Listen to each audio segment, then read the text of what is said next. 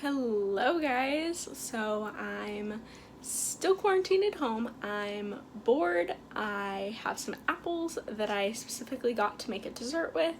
So I'm gonna make a peach tartan and show you guys how to make it. It's a really cool dessert. I absolutely love apple pies or any dessert with apples in it, so it's just a really pretty, kind of fancy, but still not super hard dessert to make.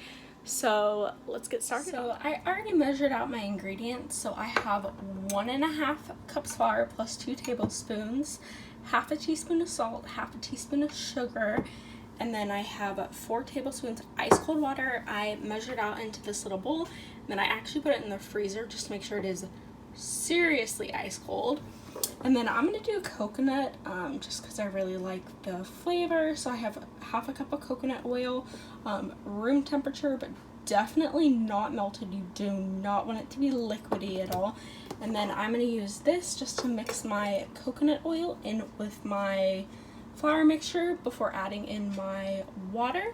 And then I actually measured out the pan that I'm gonna be using onto this here, and then flipped it over, so I will measure it out and then actually stick it in the fridge to give it some time to firm up, since I am using room temperature coconut oil.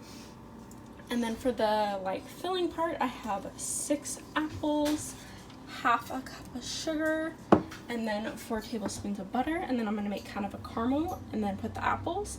So let's do that. So I have my coconut oil incorporated in with my flour mixture. You can see that there's not really any big chunks. It's just kind of like grainy. A lot of people describe it as peas, but I always do it smaller than peas. So I'm gonna start by adding in 3 tablespoons of the water, not the full 4, because it's easier to always add in more than it is to fix it if you add in too much water.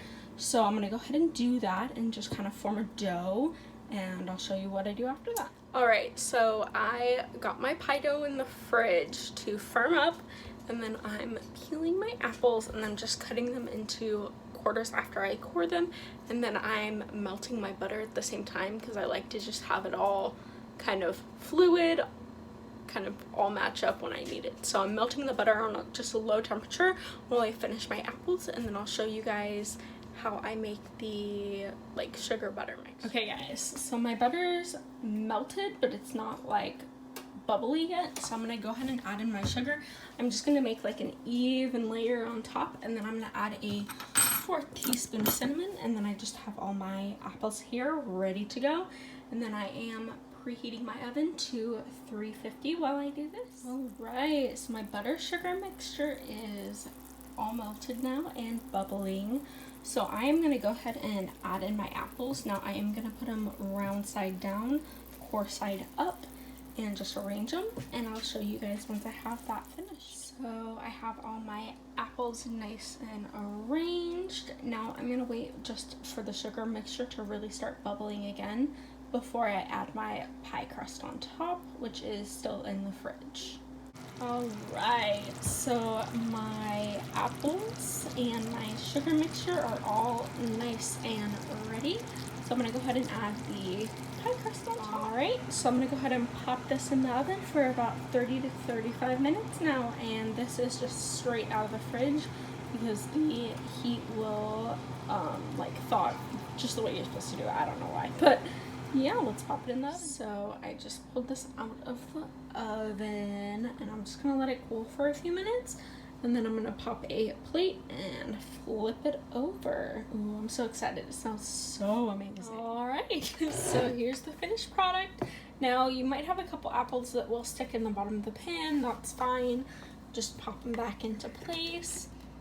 But oh my gosh, I can't wait to eat this. So I'm gonna let it cool.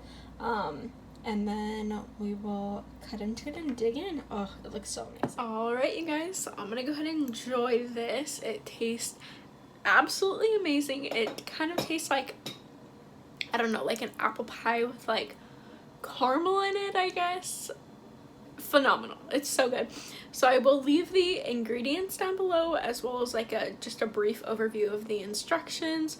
Now, of course, my oven took 30 minutes at 350, but please watch it and use your own judgment because ovens vary quite a bit, so just cook it till it's nice and golden brown. Might take a little bit longer, might take a little bit less time, so make sure you keep an eye on that. So yeah, thank you so much for watching. Don't forget to like, comment, and subscribe, and I'll see you in my next video.